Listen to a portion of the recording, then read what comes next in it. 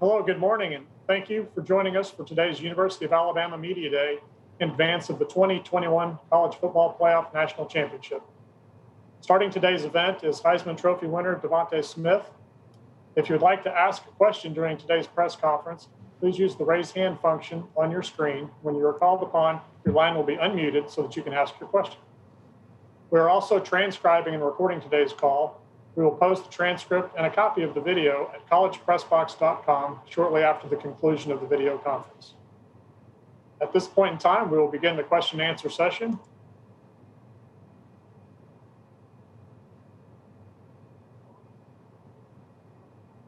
First question today will come from Michael Casagrande. Michael? Yeah, Devontae, just wonder, what was the emotion like last night? Was there anxiety watching that ceremony? Last night it was a great feeling, and it was just a blessing just to be in that situation, to be with Mac and Coach Saban here last night. But now that's in the past, and now it's on to Ohio State.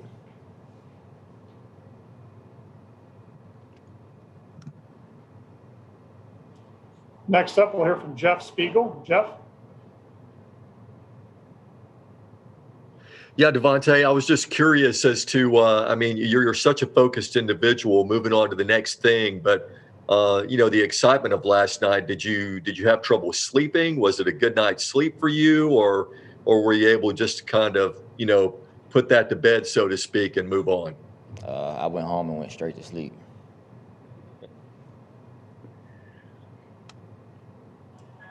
All right. Next, we'll hear from Charlie Potter. Hey, Devontae, I know it remains to be seen if he's going to play or not, but just how good is it to see Jalen Waddle back at practice and back on his feet? It's amazing just to see him recover. I'm glad that he's recovering well, and that everything's just going as planned.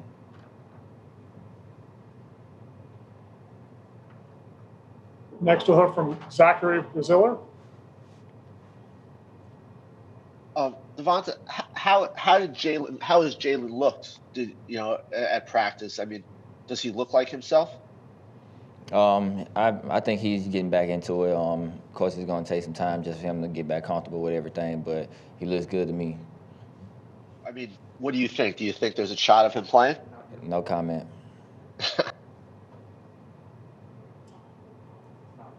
Next, we'll hear from Nathan Baird. Nathan?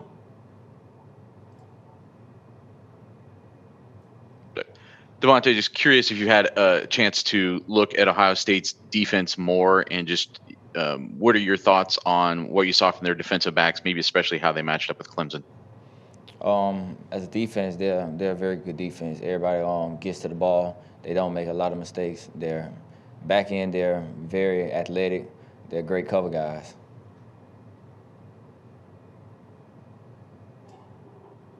Next, we'll hear from Steve Mouton. Steve? Devontae, again, congratulations with the award last night. But moving forward like you'd like to, is this maybe the best defense, at least film study-wise, that you've seen this year out of Ohio State? Yes, it's one of them, just with everything that they do, giving us different looks and things like that.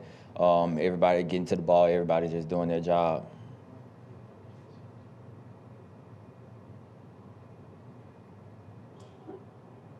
Next, we'll hear from Angel Wells. Angel?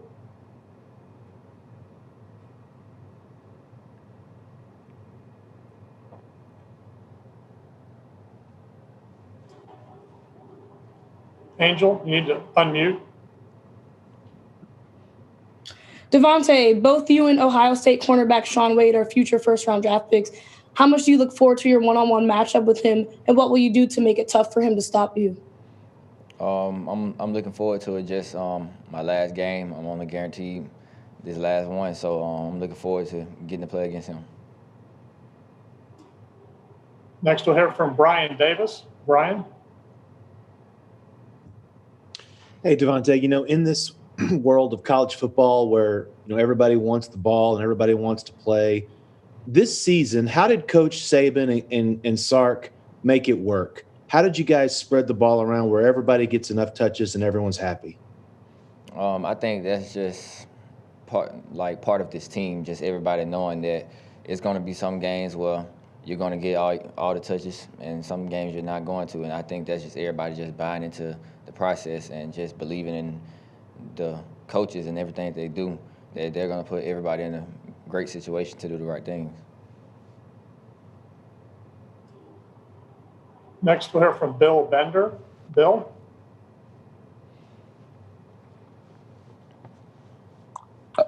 Devontae, you had Coach Saban there with you last night, and I was just wondering, I mean, he's obviously known for his work with defensive backs, but what's the biggest impact you think Nick Saban's made on you as not only a player, but maybe off the field as well? Just a lot of life lessons, just things outside of football, what is how you treat people, and no matter how people are treating you, you always treat everyone else with respect.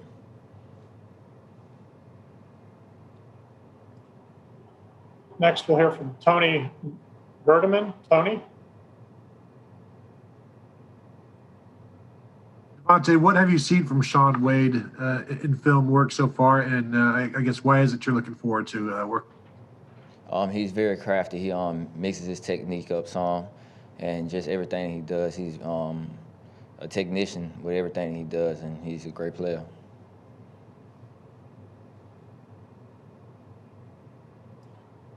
Next, we'll hear from Dave Naylor. Dave? Devontae, could you share with us your perspective on the development of your teammate John Mechie this year from freshman season to the way he's been able to contribute as a sophomore? Just from day one when Mechie came in, when he was a freshman, he was always in the film room watching extra film, trying to learn defenses and things like that. So he's put in the work. It's paying off for him just with everything that goes on. And he's been great to this team and great to this offense. Thank you.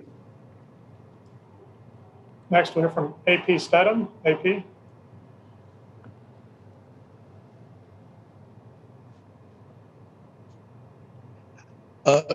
Good morning, Devontae. Devontae, when you're watching the film of Ohio State or other teams you're competing against, do you look for how they guard the number one receiver, maybe some double coverage or special zones? And do you know anybody on the Ohio State team fairly well? I think every team has coverages where it's going to be doubles in it. So, I mean, that's just part of playing defense. You have those coverages where you are allowed to do that. And no, I don't know anyone on Ohio State's team. Thank you. Next, Jacoby Cole. Jacoby?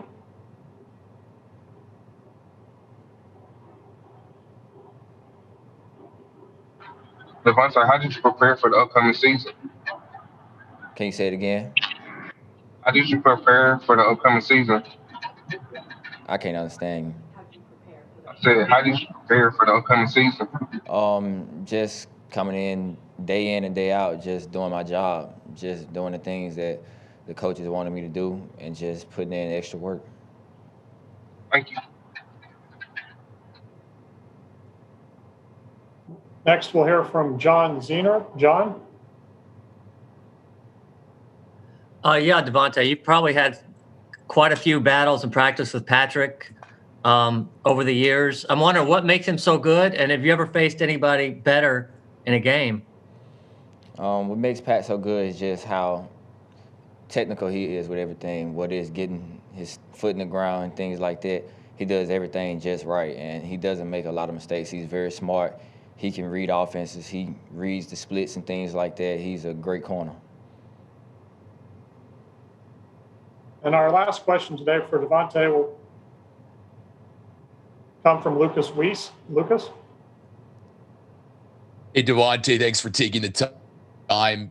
Just building off of Dave's previous question on John Mechie III, can you elaborate on how John has grown as a person off the field? I believe he just got more comfortable with being around here, just not necessarily from being around this area. He's got a lot more comfortable with things around here, and it's just made him develop more and become a better player. Thank you, Devontae. We look forward to seeing you in Miami. Thank you. Hey, Alex, just talk about Ohio State's front seven, what type of problems they might cause for your offensive line after watching that Clemson game. Their front seven, just like most good teams, they're strong, physical, they're stout in the interior, and they got really good edge rushers on the edge, and their linebackers are super athletic, can go sideline to sideline, they can hit you downhill. They're a good group. Next, we'll hear from Tony. I'm going to mess this up, Tony, so I'll just go with Tony. Yeah, Alex, you mentioned before the Notre Dame game that you guys wanted to prove yourself as the best offensive line. Well, you won the Joe Moore Award. Just what does that mean to you guys as a unit? That means it means the world to us, because that's one of our goals as a group that we've always had, like going into every season. I know for me here at Alabama, and it's just a testament to the work we put in to get it. You know what I mean? And just how hard we worked for it, and we're extremely grateful. Next is Brendan Gullick. Brendan? Hi, Alex. Congratulations on getting in the national championship game. I know you were asked a little bit about Ohio State's front seven, but specifically their linebackers. It's a pretty veteran group, and they seem like they're, both able to rush the passer, but also play well in coverage. What are the challenges of playing against a group of veteran linebackers that maybe are hard to deceive? It's going to be challenging because just like you said, they're seniors. They're like smart. They've played a lot of football. You know what I mean? So they know what they're doing, and they're great at what they do. So it's not going to be a lot of like trick them, and stuff like that. We just gotta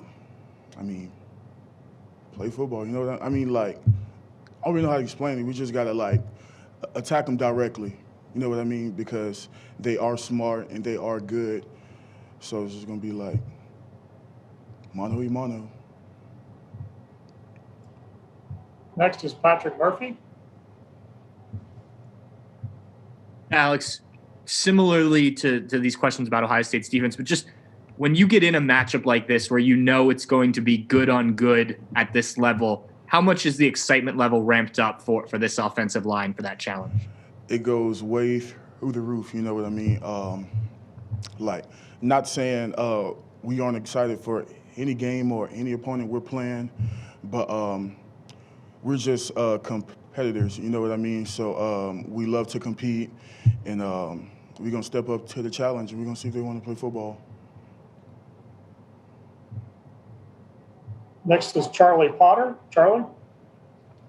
Hey, Alex, I know you've talked a lot about your decision to come back this season. Just how cool is it to be able to end this season back in your home state of Florida playing for a national championship? It's great. Me being a Floridian, to be honest, I love Florida. I think it's the best state ever.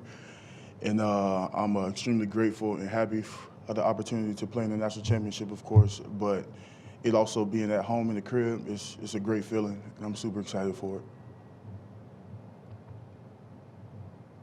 Next is Joseph Goodman. Joseph?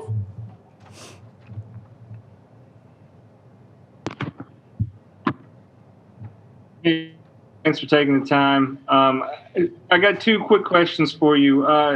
Sark was bragging on the leadership of the team earlier, and what makes the leadership of this team so good, in your opinion?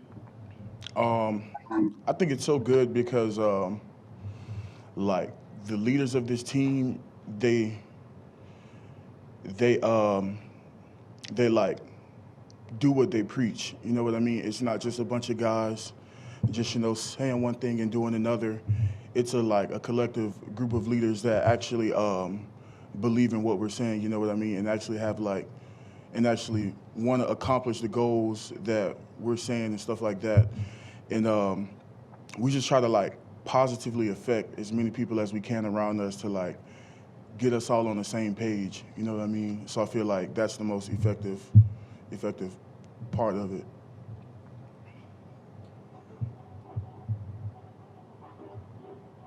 Next, we'll hear from Ron Korshik.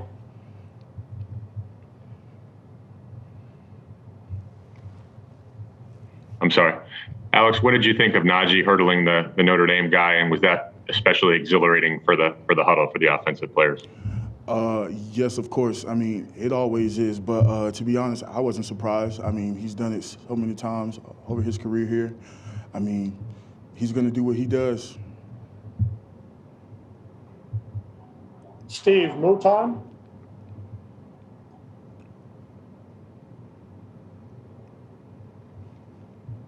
Hey, Alex. Hope you're doing well today. A lot was made about heading into that semifinal game without Landon Dickerson and Chris Owen taking his place. Tell me about that experience for your group collectively along the offensive line without Landon in the semifinal. That experience was fun because, I mean, we all had, like, all the belief that Chris would get the job done. And we feel like he did. And although Landon, he wasn't there playing, he still played like a huge part in the leadership of the O-line. You know what I mean? Like being on the sideline, just being communicating with us and telling us things he saw and things that we could do better and stuff like that. So it was like he was still there, to be honest, because the job was still executed and we still had his presence as a leader there for us. So it was fun. Next is Ron Wallace.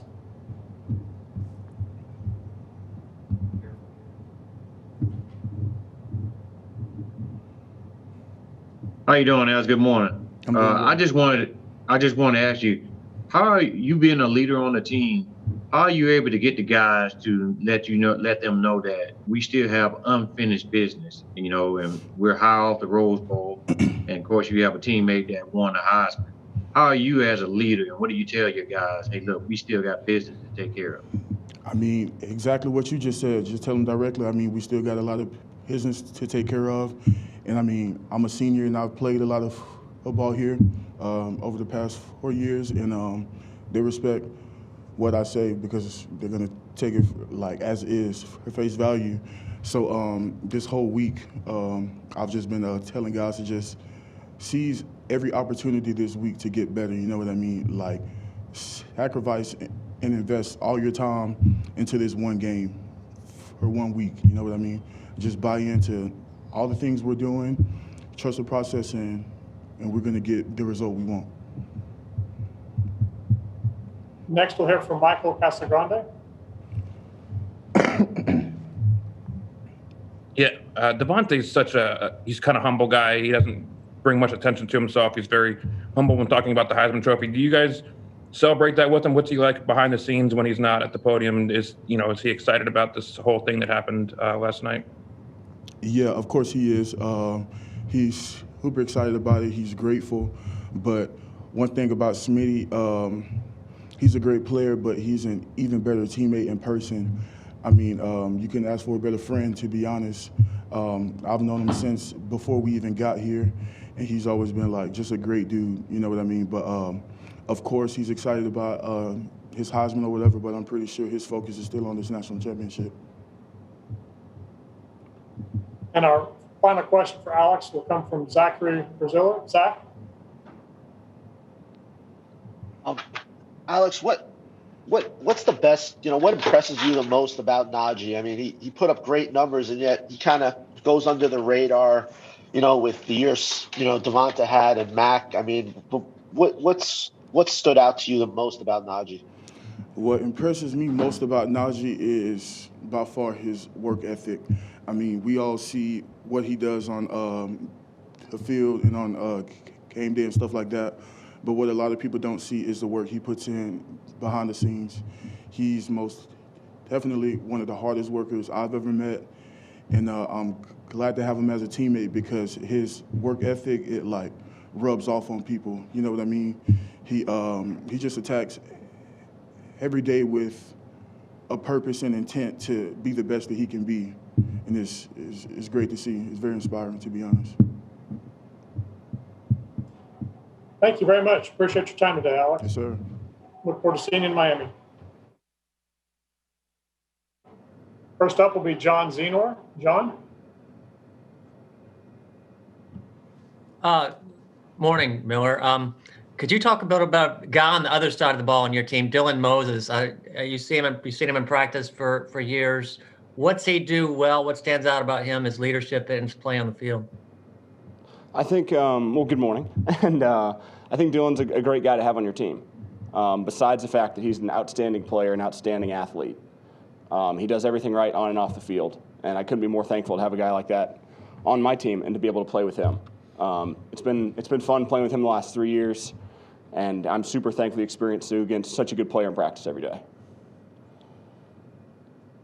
Next is Patrick Murphy. Pat? Miller, looking at Ohio State's defense and how they've matched up with tight ends this year, it's been some safeties, some corners, sometimes a linebacker. What have you seen from those matchups in previous games that you can take into this one? I think when you turn on the film, the first thing that strikes you is that, man, they are a really good football team. They are disciplined. They do what they're supposed to do. Not only that, they're super athletic as well. So they pose a really good matchup problem for us to look at and to kind of go across the board and make sure we have a really good game plan going into this game. Next will be Jeff Spiegel. Jeff? Hi, Miller. You'll have a lot of good football stories to tell your kids and grandkids. When you tell them you played with a Heisman Trophy winner, how will you describe Devontae Smith to them? I think I'll describe Devontae Smith as a fighter, but in the ultimate sense. A guy that continued to put his head down and go to work no matter what. A guy that was continually about his team, a great teammate. That's how I described him to my high school coach the other day. He asked me about Devontae Smith. He wanted to know, you know what, who's the same high school coach as Trevor Lawrence. He goes, man, I want to root for Trevor, but tell me about this Devontae Smith guy. And I said, he is a great teammate. And that's something that sticks out to me. Not only is a guy who's so incredibly talented and a great player, but also a great teammate. Next, we'll hear from Tony Tsoukalas. Tony? Yeah, Miller, more about Dylan. He posted earlier this last week that he was going through a tough time this season. How do you help out a teammate when he's going through a time like that? What are some of the steps you guys do to kind of bring your teammates up? Man, Dylan's a guy who I can relate to a lot in that sense. I had an ACL just like he did. And everyone you think comes back and you hear all this, you're going to come back bigger, faster, stronger immediately. And you just don't all the time. I struggled coming back from my ACL a little bit. It took me a while. Honestly, it took me 2 good years to feel like myself again. And Dylan and I have talked on and off a lot about just encouragement, man. You know, sometimes you don't always feel like you used to, but you can still play better. And you can still be better than the player you were. So we talk a lot about that, actually. As a guy I've had an ACL, and I think I'm old here, so I try and impart the little wisdom I have to these guys who've been here not quite as long as I have.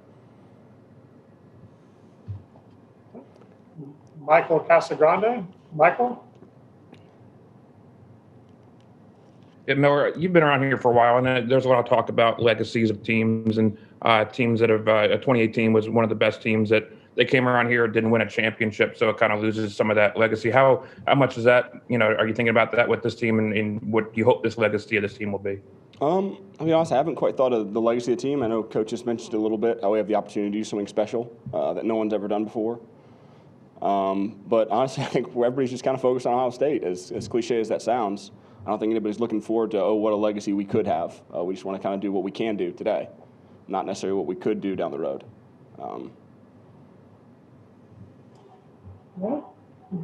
Charlie Potter.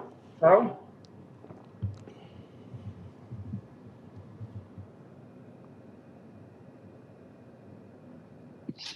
Yeah, hey, Miller. I just want to ask you about Sark. Just how happy are you guys for him to get the job at Texas, but also the fact that he's able to stick around and finish the season out with you guys? It's awesome. We're excited for this game, and we're focused on this game. We're glad he's going to be here and be a part of that with us. Like I said, we're super excited for him, and that's a great opportunity. But I know he is, and so are we, both focused on Ohio State and what's to come and what is a Tuesday practice today. So that's first and foremost, but we're super excited for him. Ryan Davis. Yeah, Miller, kind of along those lines.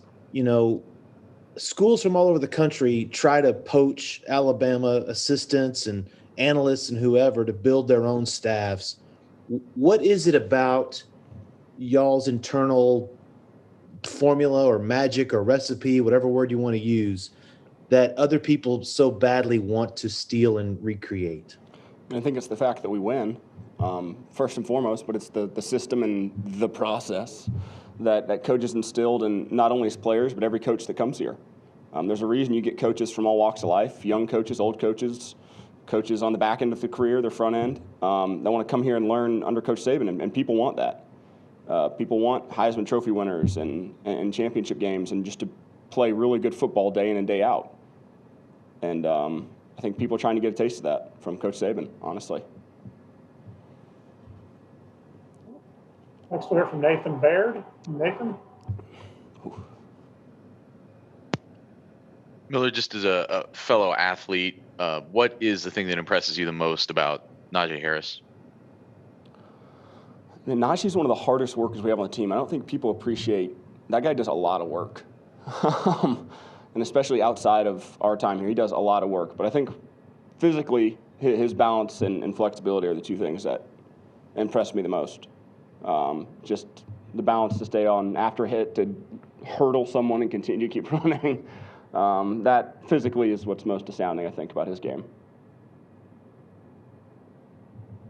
Tim May. Tim, you're up. Yeah, I was just wondering, Miller, if you had to describe, nobody probably knows Nick Saban better than you do from a player standpoint, as long as you've been there. What is his magic? What is his secret? What is the potion he spreads around you guys? Like I said, everybody hears about the process, and I think, in really simple terms, it's kind of the ability to be excellent in everything you do one day at a time. Not necessarily trying to look ahead, but be excellent in what he's going to do today. In the task at hand. And he does that better than anyone, to be excellent every day at the task at hand. And no one does it better consistently. Tony Gerdeman. Tony? I wanted to ask you about Ohio State's linebackers. They play 4 of them quite a bit, and any 3 of those guys could be matched up with you. What kind of problems or issues do they present for you as a tight end? Anytime you're playing in the national championship game, you know you're playing really good players, and this is no exception. They're old, they're veteran players who know exactly what they're doing, and then add on top of that, like I said earlier, they're really good athletes. They can strike and get off blocks really well, and they kind of run the show back there for the defense. And so we kind of know what we're up against, really good players, veteran players, and we have to practice and prepare really, really well to be successful. And that's kind of the mindset right now, is practice and prepare the right way. So hopefully we can play how we want to. Next will be Joseph Goodman. Joseph? Hey, Miller. Thanks for taking the time. What are you going to take away from Nick Saban's leadership to apply to the rest of your life? That's a big question. I've been here for 5 years. So I've heard a lot of things that I'll pocket for the rest of my life. But like I said earlier, just the way he goes about his life. And he does just attack all the little things with the same ferocity and intensity that he attacks the big things. Whether it's how he's scripted goal line or how he's coaching the national championship game, it's done the same way. I really do believe that. He is better at the little things than anybody else. Thus, he's better at the big things. It's simple, but really, really hard to do.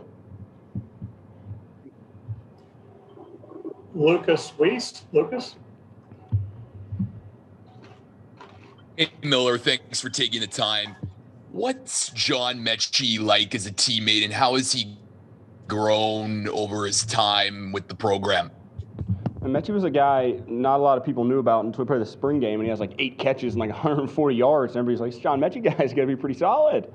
And it's been fun to see him kind of to grow and develop and mature a little bit. You've got this loaded receiver room year in and year out. And so some names get glossed over. But Mechie's the guy this year who's put his head down and gone to work all summer. It's not like we had the weight room open or anything, but I'd see him at a field here or there and just working his butt off, trying to find a place in this offense. And I really think he has. By the way he works and puts his head down, he's fun and energetic to be around. a guy with a lot of energy and a smile on his face. So he's fun to have on the offense. And our final question for Miller comes from Steve Mouton. Steve? Miller, congratulations on getting to the championship game here. If I can ask you an old man question, so you mentioned about Coach Saban and what kind of influence he's had on you. I've heard from former players and current players on how much Nick Saban jokes on the field and the practice field. So I'm wondering, through 5 years, maybe the cleanest joke you can tell us over the right here on the press conference, or how much of the jokes is does Coach need to get some fresh material on his banter there in the practice field?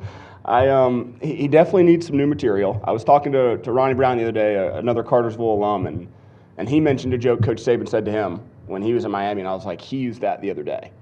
And it's been a while since he was in Miami, but Coach is a lot more lively and a lot more jovial than I think people just assume, the way he carries himself, especially on screen. And he's a lot more fun to be around than people take him as. People take that we have no fun, that he's no fun. But he thinks he's funnier than he is, but he's pretty funny. And I don't know if I have a joke to share. Josh Maxson's laughing at me in the back, but that doesn't make it not true. Thank you very much, Miller. We appreciate the time. Look forward to seeing you in Miami. Thanks, guys.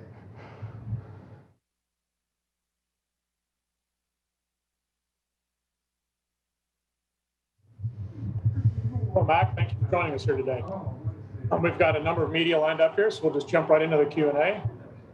First up will be Bill Rabinowitz. Bill?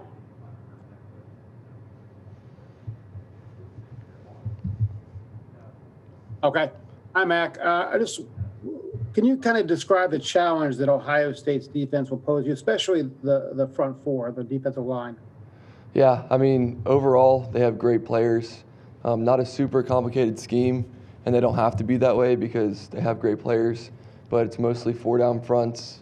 You know, I've been impressed watching them on film. Very vertical team in terms of the D-line, getting back there at the quarterback. And then obviously all 11 players rallying to the ball. You know, they do a good job, and we got to be ready to roll, and it's going to be the best defense we've played this year. Next up, we'll hear from Charlie Potter. Charlie? Hey, Mac, I asked Alex the same question. You guys have a bunch of Florida natives on your roster. Just how special is it to be able to end this season, one that's kind of been unprecedented with all its disruptions and everything, in your home state of Florida? Yeah, it is really cool. You know, just being from Florida and getting a chance to go back there and then playing in Miami is a great city. But, you know, at the end of the day, it's just another game, and we got to go out there and play our game. And Ohio State's going to do the same. They're going to play the game just like it's any other game, and we're just looking forward to that. Next is Patrick Murphy. Patrick? Mac, you guys have played a lot of great secondaries this year. When you look at Ohio State's on film, what challenges do the Buckeyes defensive backs present that you guys will have to overcome in this one? Yeah, I think the four guys that play back there are talented football players. You know, I played 7-on-7 with Sean Wade, 24, a great guy, great family, really a technician, a longer guy, and he plays well in coverage. And then Seven Banks on the other side. First of all, he has a cool name, and he's a great football player, speed, change of directions, all there. And then their two safeties, 21 and 41, do a great job in the back end, run fitting, playing coverage, you know, post-high defense. They're ball hawks, so you got to keep your eyes on them. But they play with speed, and they play together back there. And like I said, the whole defense, really good defense, and, you know, it starts up front, but they play well all around. Next, we'll hear from Michael Casagrande. Michael? Yeah, Mac, just wondering, how do you hope this team will be remembered? I think we've been remembered for a lot already, but, you know, to do what we've done this season has been impressive. And we got one more game, and it's the most important game, but we're not satisfied with where we are. And people are going to put a lot of pressure on this game, but I'm super proud of our teammates and coaches and the fans for supporting us all season long. And there's no added pressure, but at the same time, it's kind of what we signed up for in coming to Alabama, is just to get a chance to play in a national championship and then hopefully win one. Next will be Dan Hope. Dan? Hey, Mac, just wondering what's it like for you to, go head to head with Justin Fields in this game, and kind of how do you enjoy that as a quarterback? Yeah, I love playing against a great quarterback. Justin Fields is a top quarterback in the country, and he's played well, this entire year and throughout his whole career. And I'm just blessed to be able to play on a field with him.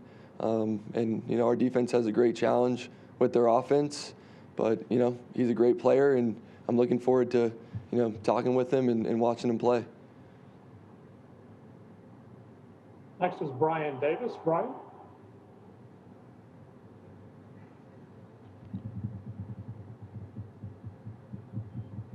I think you might be muted. There you are. You got me? Yeah, now I got you. Yeah. Hey, Mac, I just wanted to ask you, how would you describe your relationship with Sark and how that's gone this season? And what would be your advice to future quarterbacks who are going to work with him? Yeah, Coach Sark has done a great job game planning all year long. He calls great plays. All of the players really like him, and we just appreciate all the hard work he's put into this program. He's calling cool plays, but at the same time, we stick to our base rules and just follow what he wants us to do.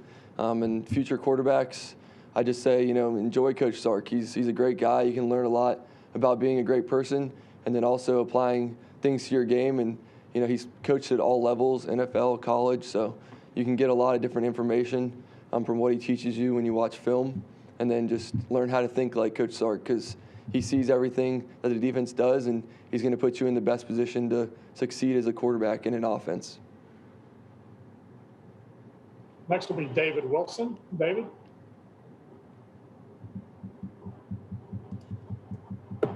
Mac, you mentioned playing 7-on-7 with Sean. Just kind of curious if you have any kind of standout memories of playing with him or maybe practicing against him, or something he made that kind of stands out when you think back to that.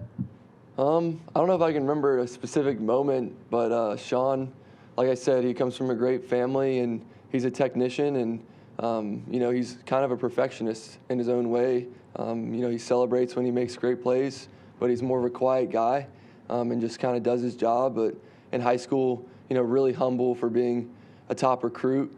And at the time, I wasn't very highly recruited, and he was always had my back in interviews or anything like that. So I really appreciate him and his family, and I'm just really happy for how he's played throughout his career at Ohio State. Next will be Steve Hummer. Steve?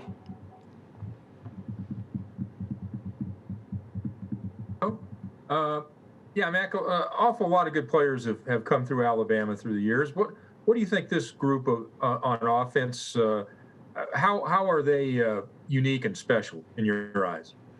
I don't know. I think it's cool that we've all got a chance to kind of play with each other for the past couple years, and everyone's kind of had their own role, and their roles have changed throughout the years. There's plenty of examples of that, but I think it just shows to the stick-to-itness of our offense and our whole team. And the defense, there's plenty of players that are the same way.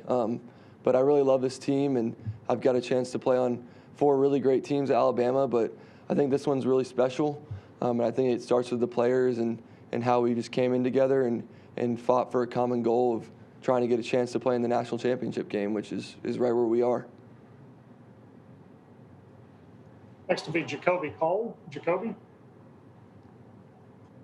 Hey, man, what does this team mean to you? What'd you say? Sorry. What does this team mean to you? The team?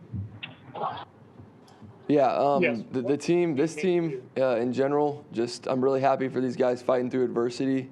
Like I said before, we got a great group of guys, but at the same time, we have a lot of great support staff around here in this building that help everything go, and they probably don't get enough credit that they deserve. But this team is awesome, and we're just looking forward to finishing this year strong and getting a chance to play the final game of the year together for 60 minutes. Thank you. No problem. Next will be Stephen Smith. Stephen? Hey, Mac, I know you were really proud of watching Devontae, win the Heisman, but when did that chemistry between you and Devontae start? And talk about that chemistry that you two have. Yeah, first of all, I just want to congratulate Smitty for his award. That's really awesome, and I'm proud for his family in Amite City. That was really cool to see him on the broadcast, and his whole family and the whole city was really in there cheering Devontae on. But we've had that chemistry for a while. I think about camps and things like that, and me and Smitty were the two skinniest guys out there throwing the ball to each other, so he kind of just started there. But he's worked really hard, and he deserves everything that's came his way. Charlie Potter. Yeah, Mac, I know his availability is still kind of up in the air, but just how good was it to see Jalen Waddle back on the practice field? Yeah, he actually looked really good, but I don't really know if I can answer that question properly, because you got to ask Coach Saban and the training staff. But he's worked really hard in his rehab, and we'll see what happens. Next, we'll hear from Steve Mouton. Steve. Mac, congratulations on being a Heisman finalist last night. And tell me about that moment in particular when Smitty's name was called, and being the first guy to hug him, and what that moment was like for you. Yeah, it was really cool. I was telling some people earlier, I was nervous about getting Smitty the ball this year. I was like, I got to make sure I can make sure that Smitty gets the ball and makes plays. So I just wanted to make sure I did my job and his success. And obviously he's helped me out a ton, and everyone else has too. But, just to see Smitty's his entire life kind of just go into that moment, you could see it. He was kind of like a little shocked, but I was so happy for him. It's like a video game, man. You're up there, and you get to see your teammate win the Heisman Trophy, and you feel like that's just one of the coolest things that you could do is have a chance to be with them, especially in kind of the crazy year that it's been, and just be able to be the first guy to kind of congratulate him. I'm just so happy for Smitty and his family and his city and the whole nine. Next will be Tim May. Tim. Yeah, thank you very much. Hey, Mac, I'll go all the way back watching Alabama football back when Joe Namath played. And I keep telling everybody, this is the most prolific, wide open offense I've ever seen from Alabama. And obviously they put their trust in you to run this show. But what is it like when you've got the confidence of a Nick Saban and Steve Sarkisian to just call almost any play at any time and with those kind of weapons around you? Yeah, it's really just an awesome experience to be able to lead these guys. And I've said this before, but they make everything go. I mean, like you said, we have a great play caller, and then we have a great offensive line and skill players that make it all happen. So really, we prepare really hard. It doesn't just show up on game day. It takes a lot of really months and years of preparation, and we've just kind of molded together as a group. But at the same time, I've said this before, we had some improvements to make after last game, and we're going to do that this week, and we've started that already, and just looking forward to this next game.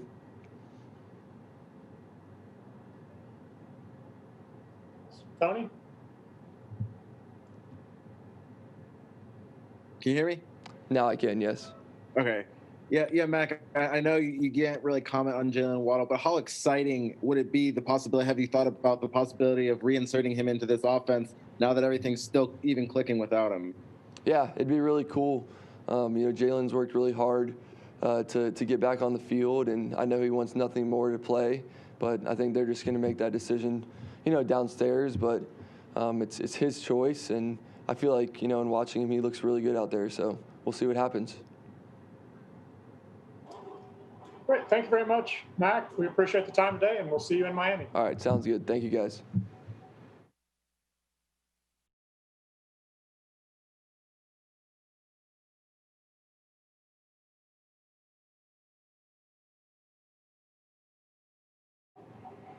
Well, John, thanks for joining us. We have media lined up here, so we'll just jump right into the question and answer. Can you turn it up? First up will be Dan Ralph.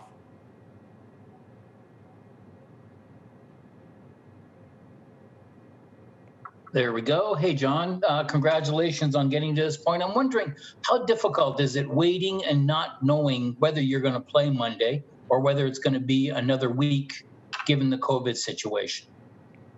I wouldn't say it's too difficult. I think we just focus on what we have to do to prepare for the game, and whenever that is, and whatever date it is, I know that we'll be ready and well prepared to play. Next will be Lucas Weiss. Lucas? Hey, John, thanks so much for taking the time. Can you maybe walk us through that 40-yard reception in the Rose Bowl and Devontae Smith's blocking on that play as well? I think it was just a good call and great execution. I think we got the call into the right look that we wanted. And of course, what we take pride on as receivers is also playing without the ball. And I think that was great of Smitty leading me down the field, leading the way. Next will be Dave Naylor. Dave? John, can you tell us a little bit about, the relationship you have with your brothers, some of your friends back in Brampton that I understand, you still keep very close ties with through the course of the season, and what those kind of relationships mean, supporting you in your football journey? The relationships I have with my brothers and all my close friends back in Brampton and back home mean everything to me. They are the reason why I am the way I am. They've helped me with everything, and they continue to be there for me unconditionally. So those relationships definitely mean a lot to me. Next will be Zachary Braziller. Zach? John, a few kind of, I guess, a two-parter. How has Jalen looked in practice, and what would getting him back for this game mean to you guys? Waddle's looked good. He's been doing a lot of treatment. He's been on top of everything, and I feel like that's that. And him coming back, I think everyone knows what he brings and what that brings when he's on the field to the defense, how they look at that, how dynamic our offense is. So I feel like everyone kind of knows what he brings to the table. Patrick Murphy. Pat? I'm not sure how much you look at individual matchups before, but there's a chance Sevyn Banks, number 7 for Ohio State, could be on you a lot. If you've studied tape on him, what do you see from him? He's a young receiver who's in his first year starting for Ohio State.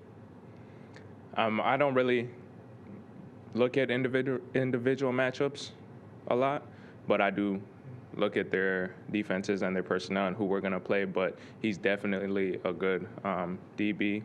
Their DBs are really long, lengthy, good in coverage. So I think just on my part, being prepared to face whoever and win my box. Michael Casagrande. Michael? Yeah, just wondering, where were you watching the Heisman stuff last night, and what was your reaction when you saw Devontae today? I was watching it at my place the other night, and I wasn't surprised. I had said it long ago that Smitty's the best player in college football this year. So definitely seeing him win was great. Extremely proud of him, but I definitely wasn't surprised because I knew he was going to win it from time. Next will be Jeff Spiegel. Jeff? Hey, John, is it cool to see a wide receiver finally win the Heisman Trophy, and do you think we'll see more wideouts win it in the future? I hope more wideouts win in the future, but it definitely is cool, especially it being somebody from Alabama and somebody in our receiver room, but especially it being more of a quarterback, running back award that people say, but it definitely is cool, and I definitely hope that more wide receivers win the Heisman Trophy coming up. Nathan Baird. Nathan? Hey, John, but what's something about Mac Jones that you feel maybe doesn't get enough appreciation from the rest of us? I'm not really sure. I think Mac does everything well, and I think he does everything great, actually, as far as being a leader. His ability, what he does on the field, his preparation for the games. So I think he's great at all those things. Ronald Wallace. Ron? Good morning, John. I would like to know how are you able, you and the other receivers able to be on the exact same page as Mac, and how did he make the determination who's going to get the ball? Just practice. I think just we practice really hard. We always practice hard. And I think that's where a lot of the chemistry is built, a lot of the bonds are built. And as far as determining who gets the ball, we kind of just go out there and play, and the ball finds the right person. Like we say, the ball will always find the right person. So I think that's pretty much it. Kurt Burmester. Kurt?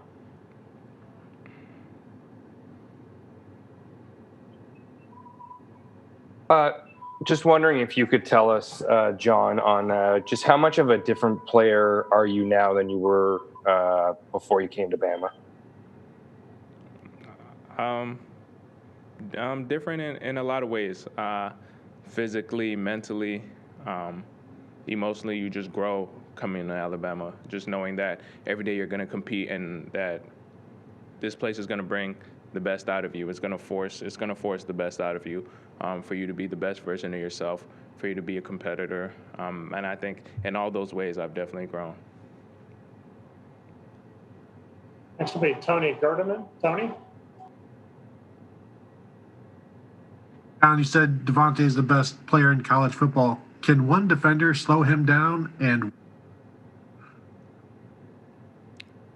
Was there a second part to that question? I didn't hear it. can one guy slow down Devontae? No.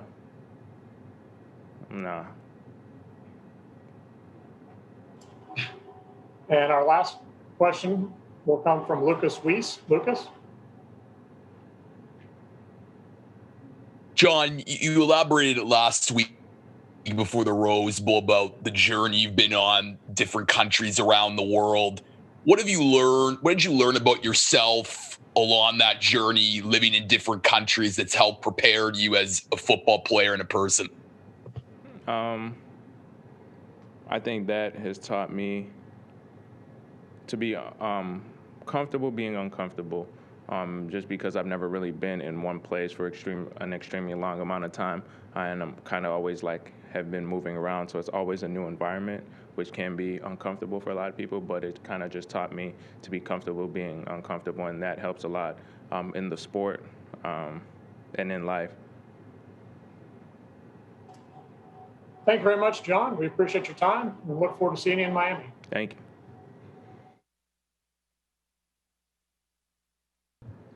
Najee, we've seen you hurdle defenders going back to your Antioch days. What do you recall about your first hurdle at Antioch, and what kind of sparked the habit? What got you doing that? Why do you enjoy that? Oh, this is Ron from San Francisco. Is that Ron from San Francisco Chronicles? Can you hear me, Ron? Yes, sir. It is me. What's up? You ain't gonna say nothing? What the heck? What's up with it? Dang, Ron, don't act fake now, Ron. But I mean, it's cool. I mean, I don't really remember the first hurdle really, but I mean, it was just a way. So I got tired of getting chopped in the legs, man, and the ankles. It hurts. So I mean, I guess I just start hurdling. I don't really remember the first hurdle though. Thank you. Our next question comes from Pat Ford. Pat? Najee, now that you're almost a year removed from the decision you and several of your classmates made to come back to school, what's the feeling like to being this close to having everything work as you all had hoped? I guess you could say it worked out. The decision was, of course, of us coming back. We all came back, we made the decision, and really in the beginning, I think we all agreed on that, like, you know, if we come back, we can't come back, like, and walk through things and like think that like since we're like, you know, coming back and going to be seniors, that it can come easy to us. So we all, I think, bought into like, if we're coming back, we got to come back 100% and be I guess show people the example of how we should practice and how we should play for the young guys coming in, and I think that it worked out so far. Next we'll hear from Dennis Dodd. Dennis? Najee, there was a time when guys like you from California in the East Bay would stay in that region, Pac-12, whatnot. Why are guys like you and Aaron and Isaiah, going east, leaving the area? Yeah, I think. Well, I don't know for them why they did it, but for me personally, I feel like they say a lot of West Coast guys can't play, and I guess conferences like this, the SEC. So I wanted to kill that hype, I guess, in a way, and show that we can play. West Coast people can play. We have a lot more guys from the West Coast playing in the SEC than before, so it's good to see a lot of guys travel across. But I think it's good for people to stay home. I think it's good for people to go to other states to get a better experience, a better environment, a different environment, you can say, of culture around here. I've been here in Alabama for 4 years. I learned a lot of new things. The weather, one of them. Being a West Coast guy, used to sunshine. Over here, it's humid, and at first I didn't like it, but when you hear it long enough, you find out that it's like the best place to train for upcoming sports, to train in this humidity. That's how I take it. And just seeing a new culture, a new environment, like I said, and showing people that West Coast guys can play in conferences like this. Next, we'll hear from Dan Hope. Dan? Hey, Najee. Ohio State's run defense has been one of the best in the country this year. Just what do you see when you watch them on film? They got a good defensive line, a really good defensive line. The front four, let me see, 11. Yeah, the front four is all really good. And, of course, Barron up there at the linebacker position and the other guys, all of them are good. All of them plays a role. All of them are really fast off the ball, too. They're really good in dissecting things out, really good in not coming down and playing the run and dropping back into coverage when they have to. They're really good lateral movement, stuff like that. They're really good at chasing the ball and really rallying around the ball. They're really well coached, though, on the defensive side. Their secondary is good. DBs, all of them guys can play. So it should be a good game. Next will be Bill Rabinowitz. Bill? Yes, that was actually my question. But I'm assuming you guys have the mentality that no matter how good the run defense is you face, you can run the ball. Can you just kind of describe what that mentality is? Oh, can you ask the question one more time? Can you ask the question? Bill, can you ask that? Yes. Can you hear me now? Yeah. Okay. As much respect as you have for Ohio State's run defense, I'm assuming that you guys feel like you can run on anybody. What gives you that confidence? And can you kind of describe just how well your offensive line is playing? Yeah, I think our offensive line is playing really well. Really, we have a game plan that's set from our coaches, and we follow that game plan. I feel like, we have weapons everywhere. So, I guess you can say that we can run the ball, but that's not really what our focus is. Our focus is what is really balanced, I guess you can say. So, they have a really good run defense, so it's not going to be easy. They have a really good pass defense, so it's not going to be easy. So we just try to balance it as much as we can, and try to look for weaknesses.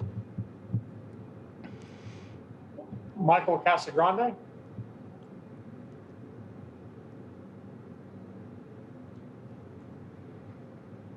Hey, Najee. Just wondering, what do you hope the legacy of this team will be? You said the legacy? Yeah. How do you hope this team's remembered?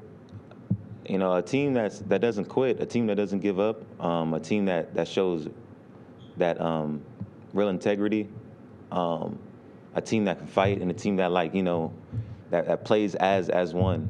Obviously we hope that we can win it all and go undefeated. But we worry about the small things. We worry about the small things first, and then work up to the main event, and that's playing Monday. Right now we're just worrying about practicing, getting to the game on Monday, and then from there we can just like I said, we hope to be victorious and be another undefeated team. But like I said, we just worry about the small things first to build up to Monday, and then hopefully Monday's outcome will be victorious. Next will be Ben Hall. Ben?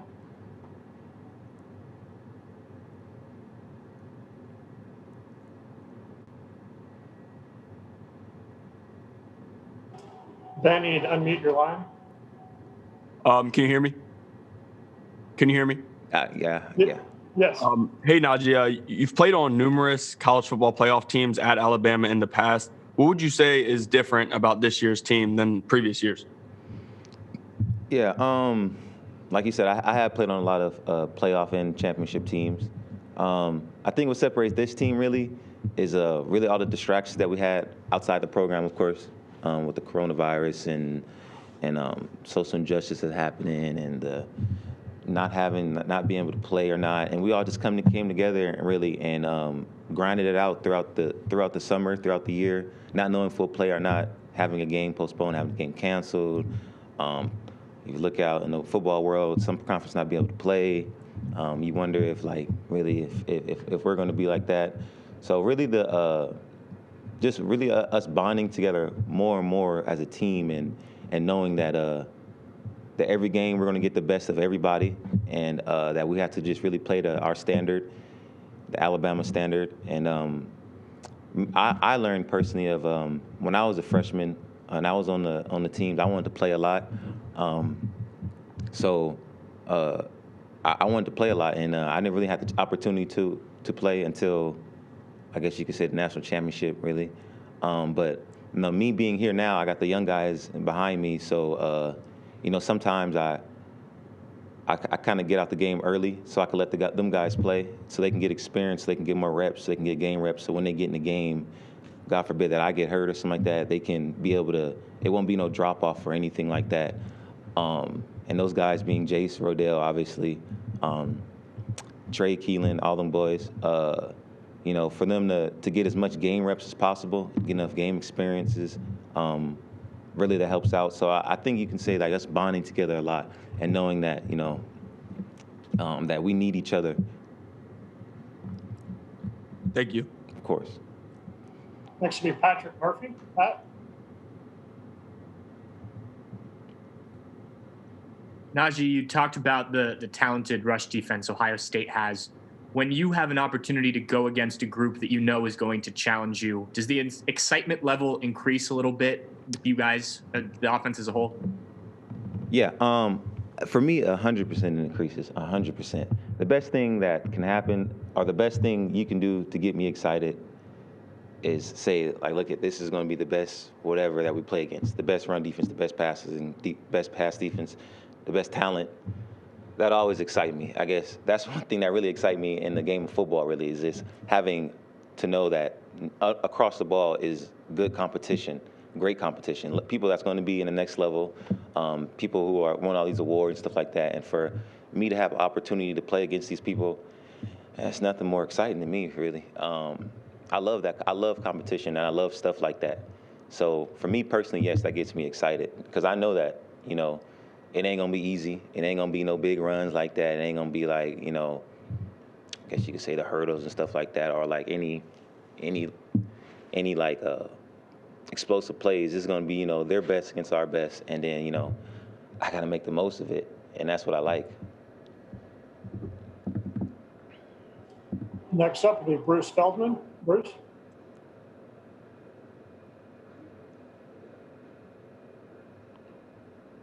Sorry. This past offseason, Alabama had a big change in philosophy in the strength and conditioning program, and obviously some staff changes there. How did you think that change happened for you as a student athlete in terms of what they did, in terms of how you train, but also how have you seen it help you on the field this year? Yeah. So obviously the Coach Cock left us to go to Georgia. It was his time, I guess. Here was up. Shout out to Coach Cock. He was a great mentor for me for the years that he'd been here, mentoring me. But we got in Dr. Ray and Dr. Ballou, we got in Dr. Ray and Coach Ballou. And they came in here and they brought in different things that they had with the program that was out. Like you said, the velocity things, measuring how explosive you are, different type of workouts to complement the athlete that needs to get worked on that specific thing. For me, it was a lot of speed and explosiveness, agility, you can say. I worked with Dr. Ray a lot on that, still to this day. He helped me out a lot, though. Still, like I said, still to this day. He has a workout specifically for that athlete, and that's what you need because not athletes are the same. So you need a program that will help that athlete and what he needs to improve on, and that's what they do a good job of finding out. They know all their players, so they know that okay, this person needs that, this person needs that. So that helped out all of us really this whole off season, and us having a short off season. There was no spring practice, right? There's no spring practice. Hey, Josh, there's no spring practice, right? Obviously, right? Am I tripping? There was no spring practice. Yeah.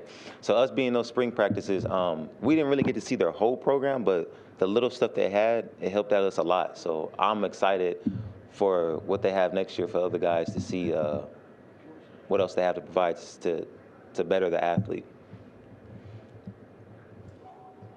Thank you very much, Najee. We appreciate your time today, and we look forward to seeing you in Miami. Appreciate it.